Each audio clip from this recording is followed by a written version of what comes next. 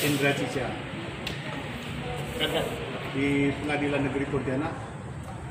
Waktu diproses di penyidik Polda Subdit 1, pasal yang digunakan 368, 372, 335 ditahan selama 3 bulan. Iya. 3 bulan. Ternyata dalam perkara ini diperiksa oleh majelis hakim, ternyata ada pemalsuan BAP terhadap saksi Hasan Basri. Ya. Tanggal berapa waktu itu kejadiannya? Kejadiannya itu waktu istri Mojo Eskom. Laporan ini tanggal 3 kejadian tanggal 13 November 2019.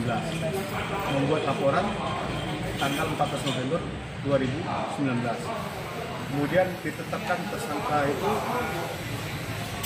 setelah hasil pemeriksaan dan ada petunjuk jaksa penuntut umum bahwa harus dilengkapi dengan saksi fakta, yaitu saksi kernet, yaitu bernama Hasan Basri tadi ini apa?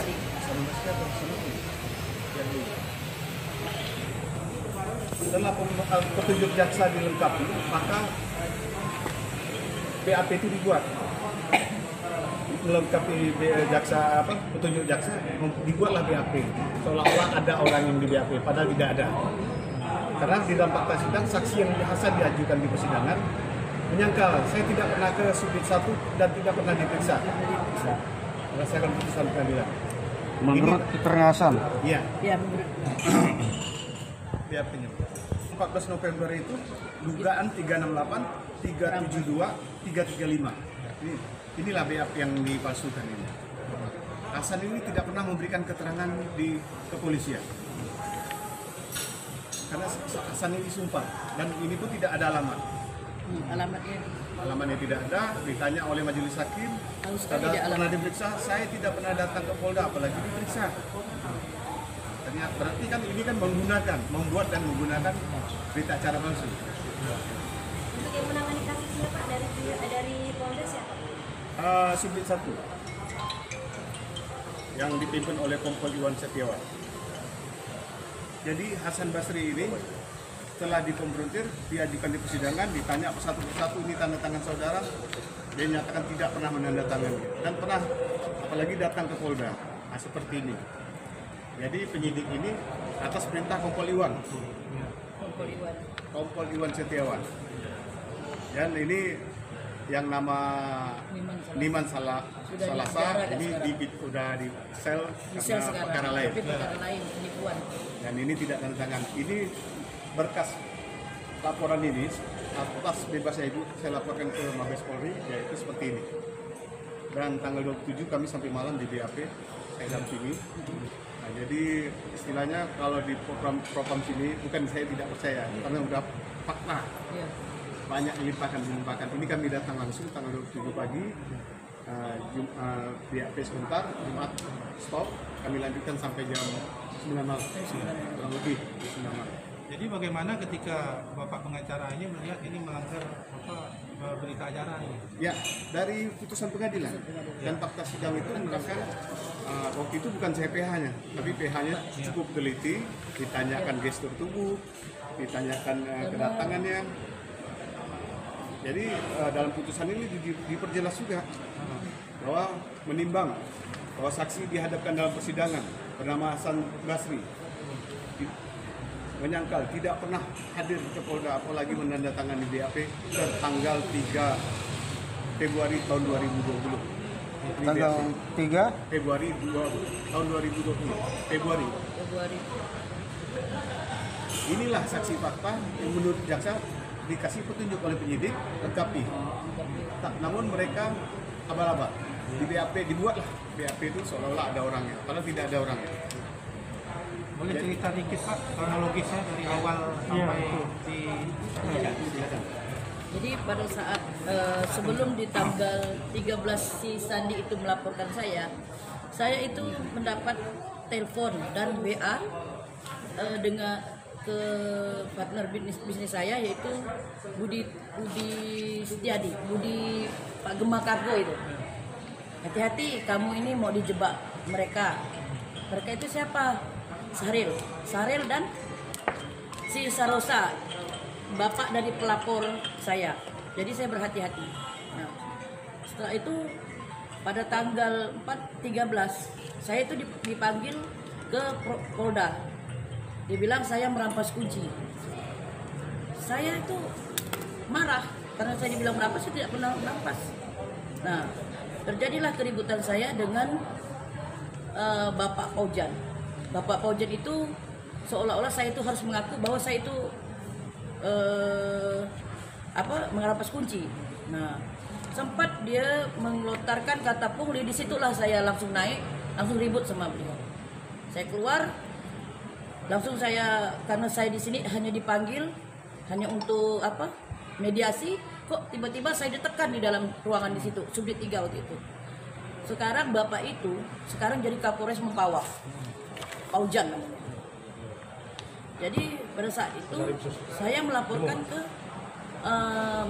ke Polda Pontianak, tapi saya tidak pernah dipanggil. Tetapi ada keluaran dari Polda Propam itu bahwa unsur tidak terpenuhi, tidak memenuhi syarat. Kemudian di tanggal 14 saya langsung di LP kan. Nah, itu lebih saya terkejut. Katanya saya merampas.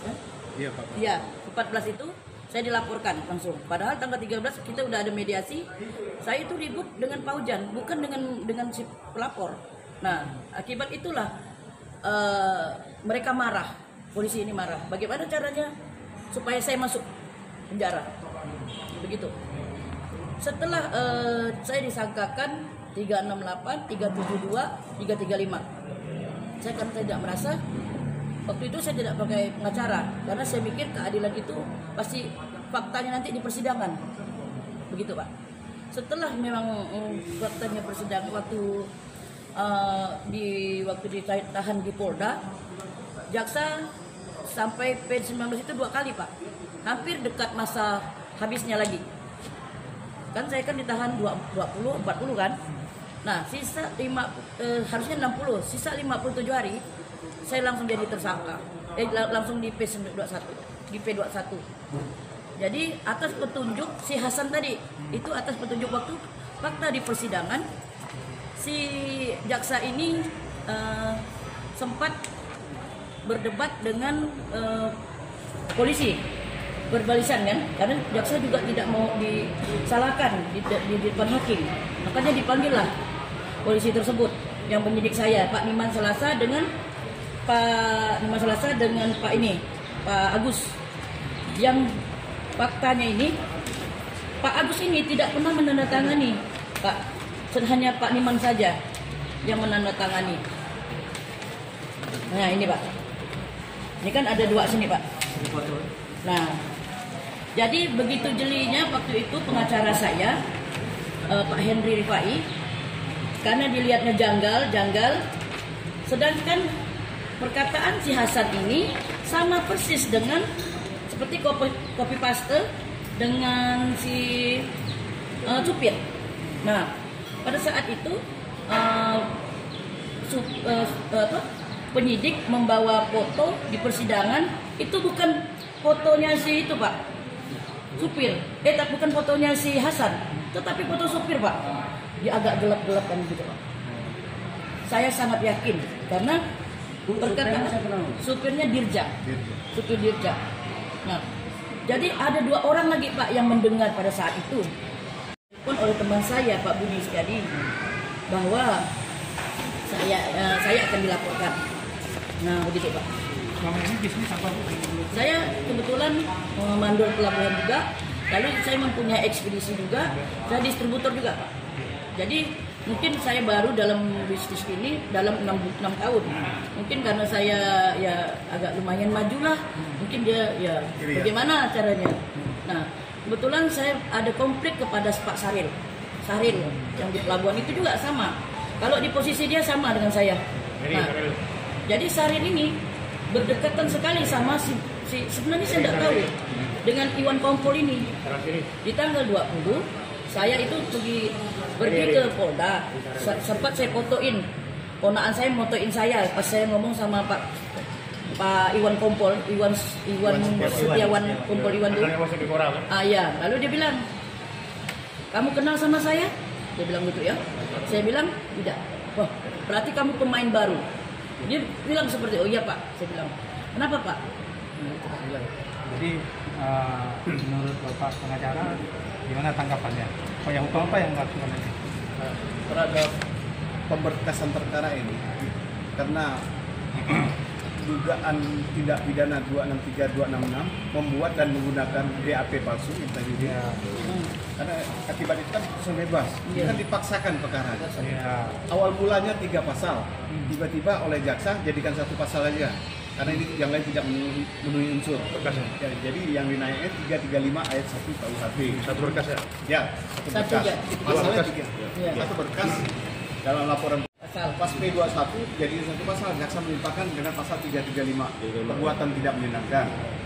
Jadi oleh majelis hakim dalam fakta persidangan tidak ada perbuatan itu. Kalau pertengkar aja gini, pada kau ini jangan gini, itu biasa. Ini ancaman kekerasan, menggunakan kekerasan, ya kan? Nah, Ya. jadi terhadap perkara ini yang dikomandoi Kompol Iwan, saya tidak terima sebagai kuasa hukum. Iya. Harus diproses. Masuk ke kabar reskrim kemarin tanggal 27, kami akan lakukan pemeriksaan, periksa dulu di disiplinnya. Jadi ada ini 1 lembar ini panggilan, kebetulan kami via telepon, tanggal 27 kami langsung datang, langsung tangan BAP sampai malam. Tetap ini ada pidananya, tapi disiplin dulu. Mabes Pak ya? Di Mabes. Di Polda Pak? Bareskrim. Kalau propam Polda saya tidak menjamin, karena jeruk makan jeruk. Jadi begini Karena saya Pak. tahu. Jadi sebelum saya ke Mabes, saya ada menyurati, saya ada mengadukan ke Polda Kalbar. Nah, jadi saya dapat surat seperti ini Pak dari Irwasda. Dari katanya tidak memenuhi karena dia sudah prosedur. Padahal jaksa saja dibohongkan Pak. Padahal sudah fakta persidangan dia bilang kalau polisi kalau memang penyidiknya salah, kenapa P21 itu diterima? Nah, di fakta persidangan P21 itu karena BAP-nya palsu. Nah, bagaimana? Berarti kan jaksa juga merasa dibohongkan.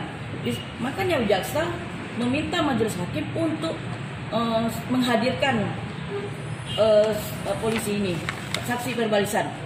Jadi Irwasda tidak tahu kalau polisi ini pernah dipanggil di pengadilan. Padahal saya sudah ngasih Pak putusan hakim dan semua. Berarti Irwasda itu asal sebut saja, asal omong kosong. Dia tidak pernah memanggil kita, dia tidak pernah mewawancara kita atau dia hanya dengar sebelah pihak saja. Begitu Pak. Ini saya simpan karena apa? Padahal kita ini negara hukum. Tidak ada yang kebal hukum. Tidak ada yang kebal hukum. Nah, kok oknum Iwan ini dilindungi sekali Pak oleh Polda Kalimantan Barat ini. Siapa itu Iwan? Iwan ini adalah PJS Kasubdit 1. itu Nah. yang disayangi primum. Jadi begitu. Kapolsek Bikora ya? Iya, dia pernah jadi Kapolsek Bikora. Bikora, ya. Nah, Iya. disitulah PDKL ya? dia itu seperti dia kayaknya kalau saya lihat dia itu bukan polisi Pak, tapi pengacara. Kenapa? Kayaknya kerjanya seperti pengacara, membayar orang orang yang membayar. Jadi menerima bayaran.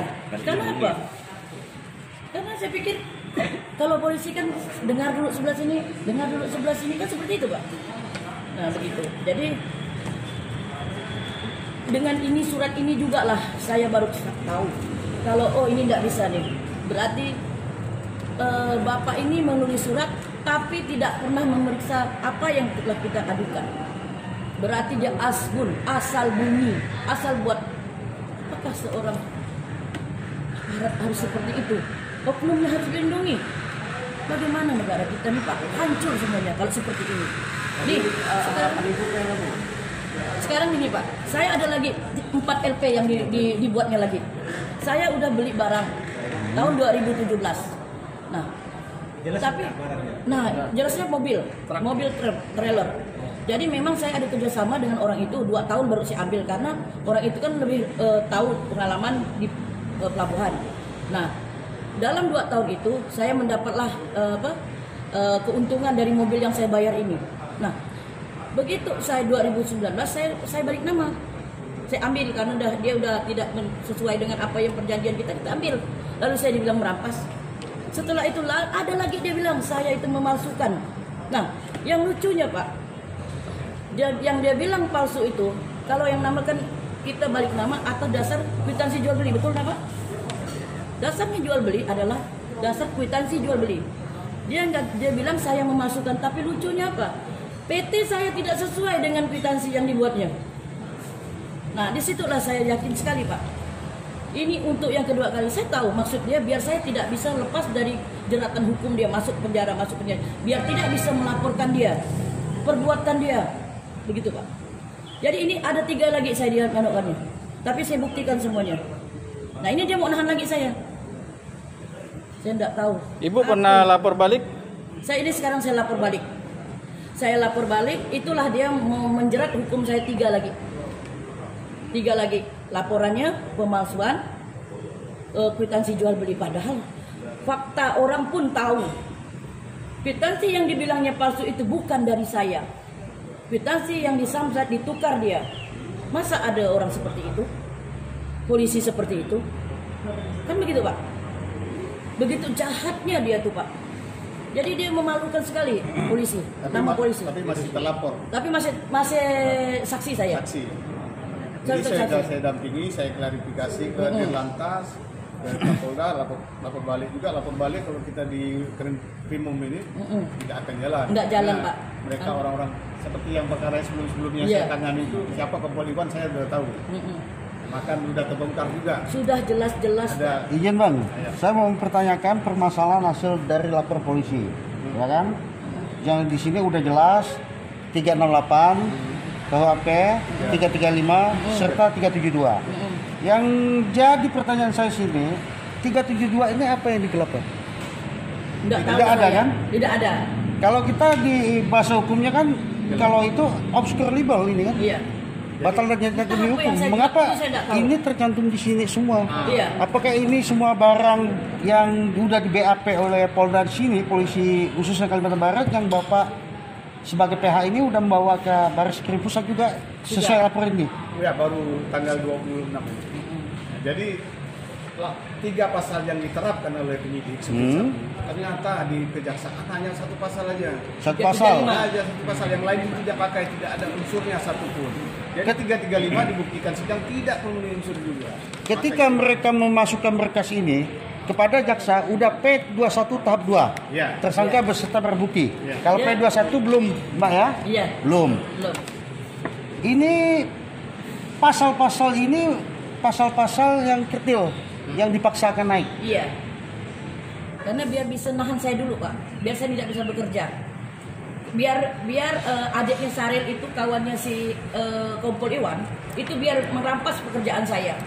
Macam perpanjangan tahanan Mbak Icala. Iya. Polisi tidak bisa kurang BAP-nya, minta ke jaksa. Iya, minta ke Jaksa mempertambah berapa hari lagi, 20 harian. 20 hari. Dan jaksa tidak dapat, masih belum P21 tahap 2. Iya. Berarti ini berkas kan kembali lagi ke penyidik awal. Iya, betul. P19-nya 2 kali, Pak. Kalau P19-nya 2 kali. P19 2 kali. Berarti jaksa minta perpanjangan pengadilan, menambah waktu. Karena tidak cukup. Jadi itulah dibuatnya lah si Asad ini. Si BAP si Asad ini. Si Hasan ini, Hasan Basri ini, Kenek ini saksi yang sengaja saksi memberatkan ya. Tapi fiktif Bang ya? BAP ini fiktif. Ya. Karena Hasan yang dihadirkan Hasan Basri tidak pernah diperiksa, apalagi tidak pernah diperiksa. Sesuai pengakuan Hasan waktu di pengadilan. Berdasarkan putusan pengadilan ya.